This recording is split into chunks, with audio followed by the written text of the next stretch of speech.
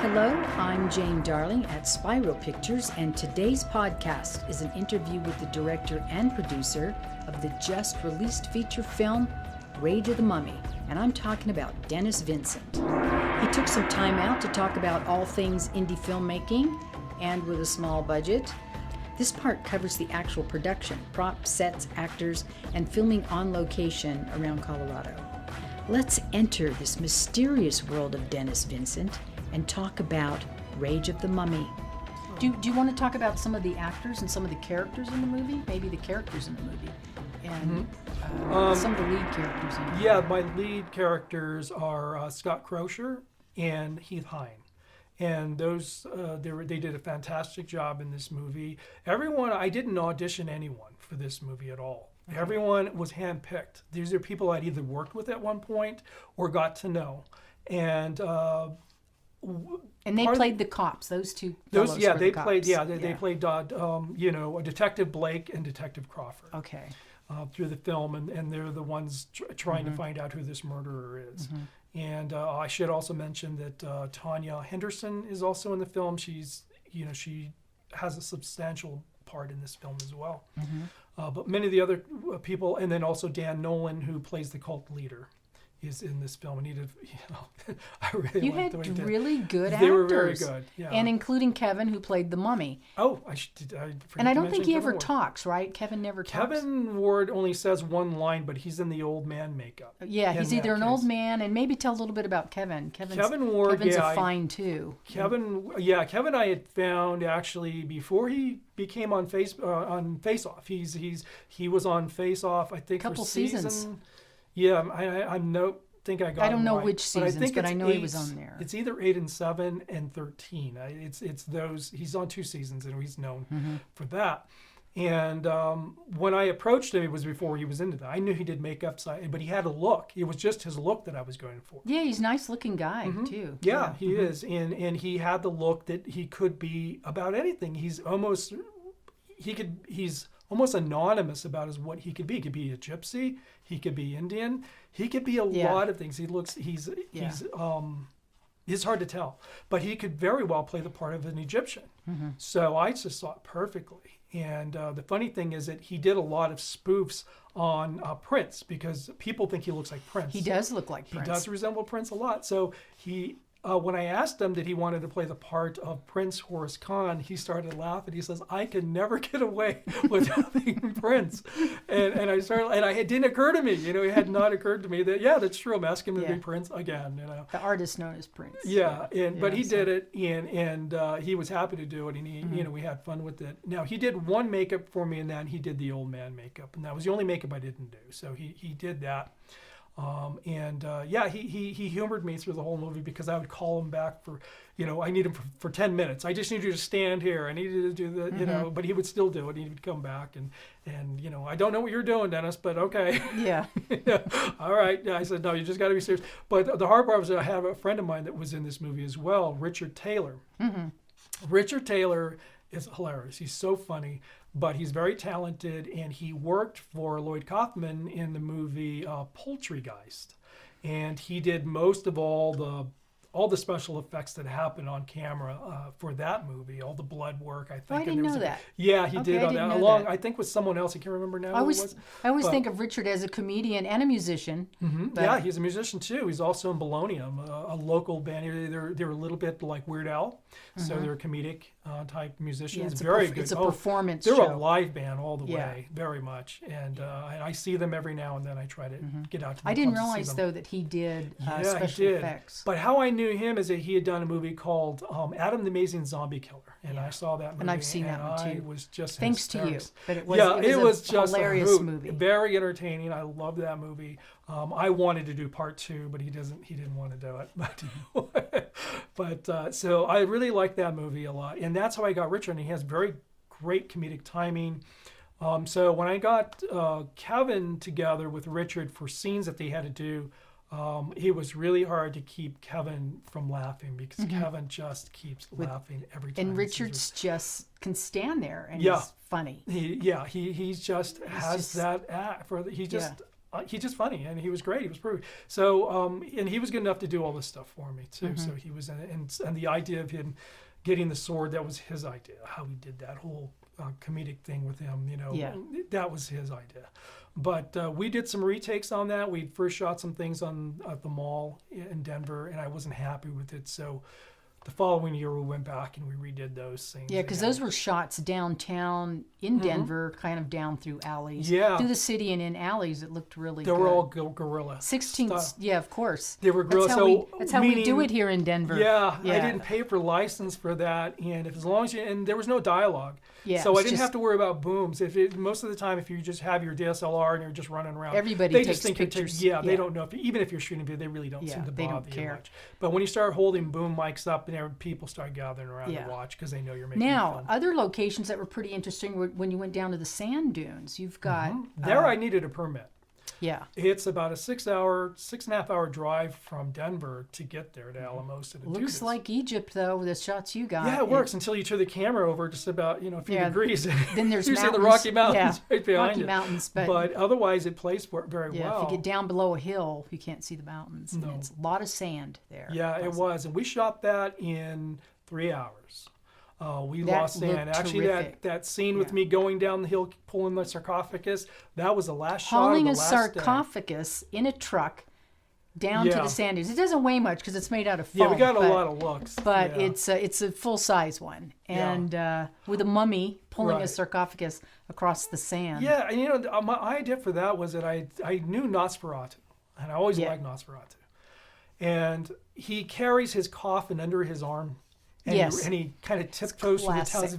It's hilarious. It's funny. And I thought I wanted to do the same thing, but it was too big and bulky for me to do that with this. And I thought, well, what else could I do? And I thought, you know what? I'll drag it like a pull toy. It looked, And it works. It's silly, but it's fun, and it worked. And on the sand, it slides really easy. So that's how I did it. And I just wanted to pay homage to Nosferatu. That's kind of what it was about. He's bringing his native sand to sleep, in a foreign land. In a garage in Denver, and the garage, it's our garage. Yeah, it's your garage in the backyard, but it's not a used garage. Just because this house is so old, it probably used to be the carriage house that came with this house. I'm thinking it's made out of the same brick. It is, but because it's not used, the roof kind of leaks and there's plants growing down through it, and it looks like you're in an old building somewhere. Yeah, well, I think that in the movie, it looks like an old abandoned garage. It looks like an abandoned building, kind of through alleys, and it's got a great look. Really well. Great look without you having really to do much. No, other than empty it out. Yeah, there was lots of move stuff out of the way. We took things out, and then we put it all back after we're done. But that was over a year. It took me 2 years to make this movie, and I'm surprised because there was so much work that went into it, and I did most of all the work. Yeah, I think you did just about all of it. Yeah, I did. Yeah, I did a lot of stuff. This is a fairly small room to do the mummy tomb in here, and this was all painted by Dennis. This was made by Dennis. This was made by Dennis. Everything was made by Dennis. In addition to all the artifacts, they're over on shelves over there. You can't see them here. And some extra mummy heads and real-looking artifacts that you would find in a mummy tomb. I had to make them all. So whatever I couldn't find on eBay, I think the only ones that I did get on eBay or I got from a thrift store was the cat. The cat was something I found on eBay. I don't even know what it's made of. It's some sort of... Is it that black cat statue? No, that's not it. Oh, okay. It's a brown-colored one. Oh, okay. And it actually has Egyptian... markings on it. Really? So it was kind of used for that. I think it was supposed to be a Basset cat or something. I have some Basset from Egypt. Yeah, that's made what out it of was. sand. They're kind of cool. Someone gave them to me. Yeah, I brought them. I think they're bookends, but they're cool looking. I wonder if these were bookends. I'm not sure what they were. But anyway, it was one. I got that.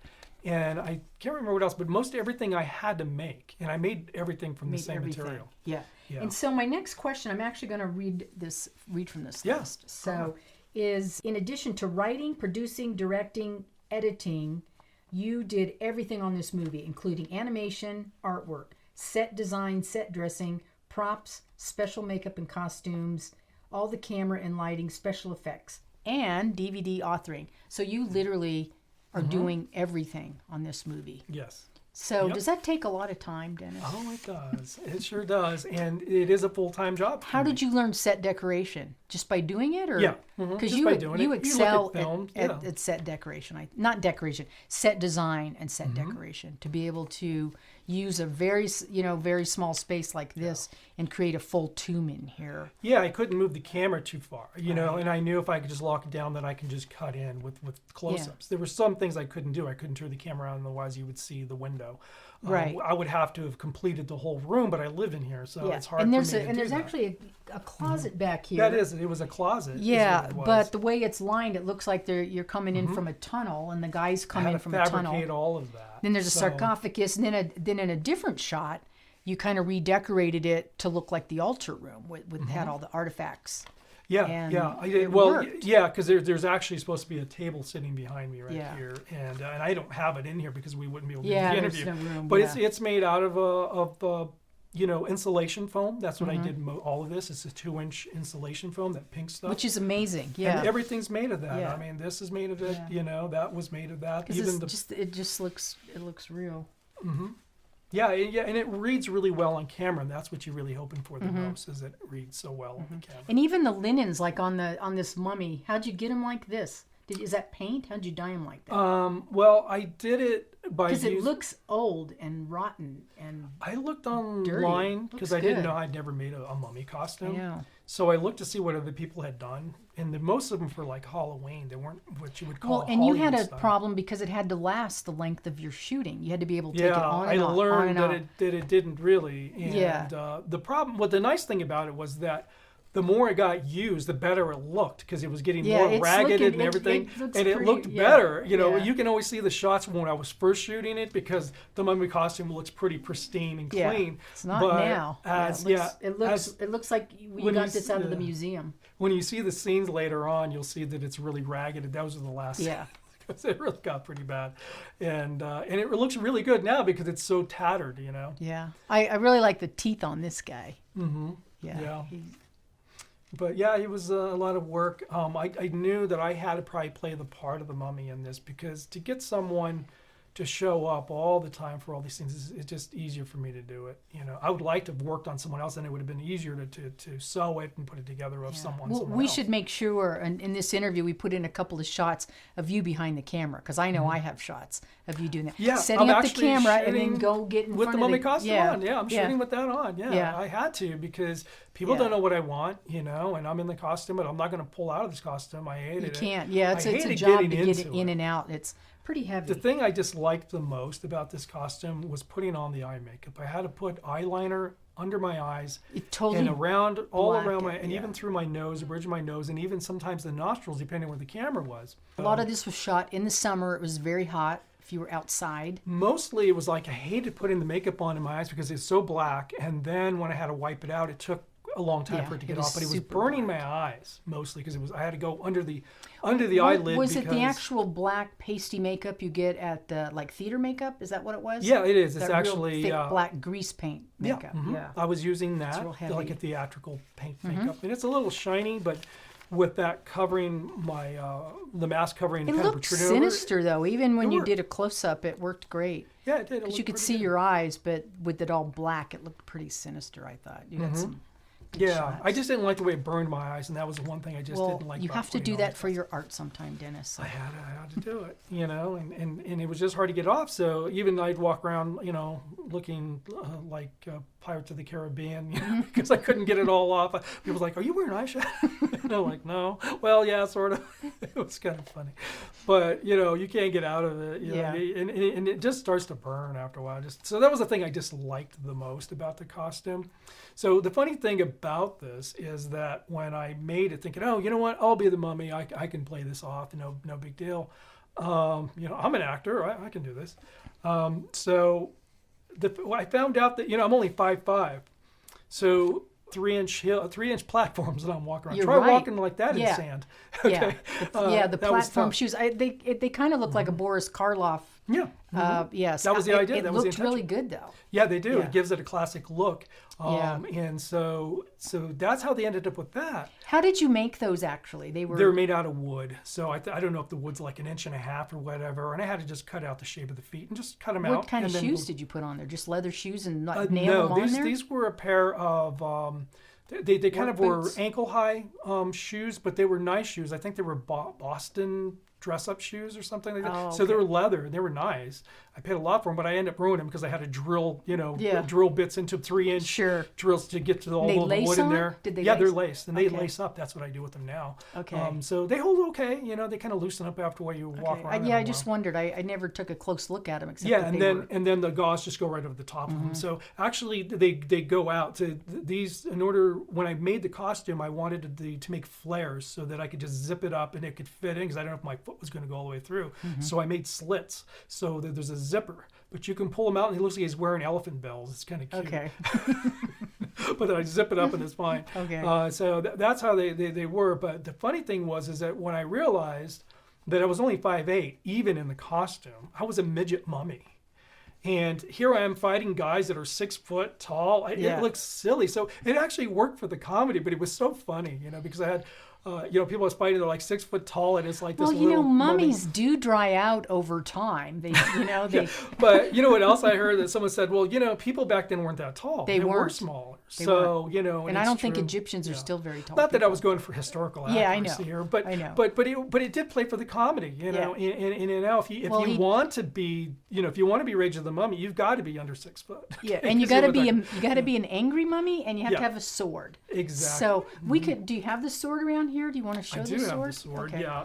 Okay, he's going to get the sword. He'll be right back. It's a real sword, too. It is a real sword. I got it online.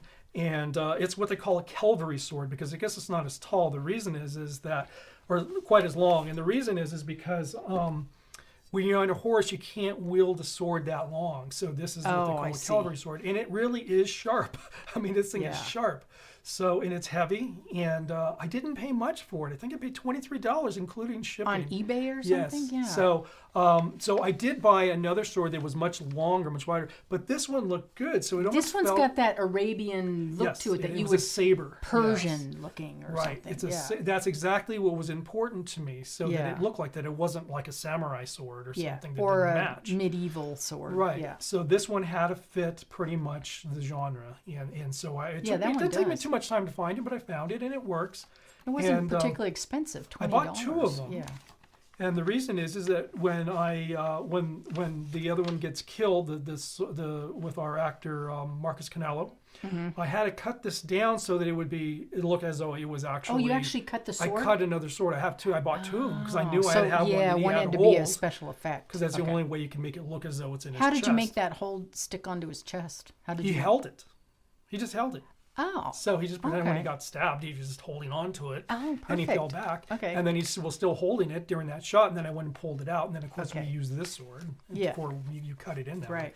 But some people are afraid of this sword and everything. But I take pictures sometimes with kids because sometimes they see us somewhere in a location and kids love mummies. And they sure do. They want to take pictures with you. And I have to tell them, be careful. This is a real sword. I don't want it. So if I ever take this to a convention or anything, I'll probably, not this one. This is the original.